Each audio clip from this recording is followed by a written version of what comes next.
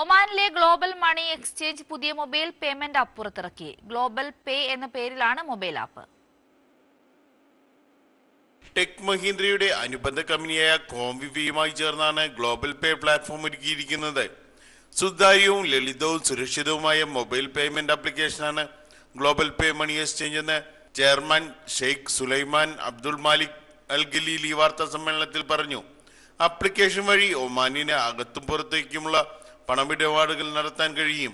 10 രാജ്യങ്ങളിൽ ബാങ്കുകൾ വഴിയും നേരിട്ടും ലോകത്തെമ്പാടും അന്താരാഷ്ട്ര മണി ട്രാൻസ്ഫർ ഓപ്പറേറ്റർമാർ വഴിയും പണമിടപാടുകൾ നടത്താനും അവിടങ്ങളിലേക്ക് പണം അയക്കാനും ഒമാനിൽ പണം സ്വീകരിക്കാനും സാധിക്കും. ഇതുകൂടാതെ മൊബൈൽ ബിൽ പേയ്മെന്റ് ഉൾപ്പെടെ ദൈനംദിന ജീവിതത്തിന്റെ ഭാഗമായ എല്ലാ യൂട്ടിലിറ്റി പേയ്മെന്റുകളും നടത്താം. ഇതിന് ബാങ്ക് അക്കൗണ്ട് നിർബന്ധമില്ല എന്നതും പ്രത്യേകതയാണ്.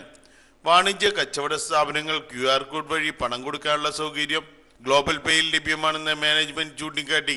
ക്രെഡിറ്റ് ഡെബിറ്റ് കാർഡുകൾ ഇല്ലാതെ പണമിടപാടുകൾ നടത്താനാകുന്നതും ആപ്പിനെ വ്യത്യസ്തമാക്കുന്നുണ്ട്.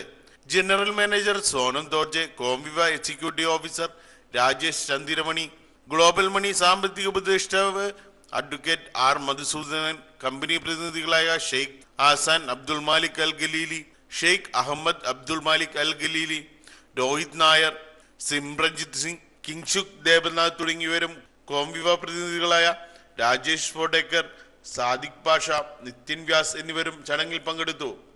ഒമാനിലെ മുൻനിര ധനവിനിമയ സ്ഥാപനമായ ഗ്ലോബൽ മണി എക്സ്ചേഞ്ചും അതുപോലെ തന്നെ ലോകത്തിലെ ഏറ്റവും വലിയ IT സംരംഭകരായ ടെക് മഹീന്ദ്രയുടെ സബ്സിഡറിയായ കോംവിവയും ചേർന്നിട്ടാണ് ഈ ഗ്ലോബൽ പേ എന്ന് പറയുന്ന mobile payment and transfer money application ഒമാനിൽ ഇന്ന് ലോഞ്ച് ചെയ്തിരിക്കുന്നത്.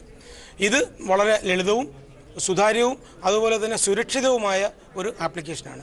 പക്ഷേ പ്രവാസികളെ സംബന്ധിച്ചോളം നിങ്ങൾക്ക് വളരെ സന്തോഷമുള്ള കാര്യമാണ്. നേരെ നിങ്ങൾ അയക്കുന്ന പണത്തിന് കൂടുതൽ മൂല്യം കിട്ടുന്നു എന്നുള്ളത് വളരെ സന്തോഷകരമായ കാര്യമാണ്. കഴിഞ്ഞ വർഷം ജനുവരിയിൽ നിങ്ങൾ 222 രൂപയ്ക്ക് അയച്ചാൽ നിങ്ങൾക്ക് ഇപ്പോൾ 235 രൂപ കിട്ടുന്നുണ്ട്. Kairali news, Oman.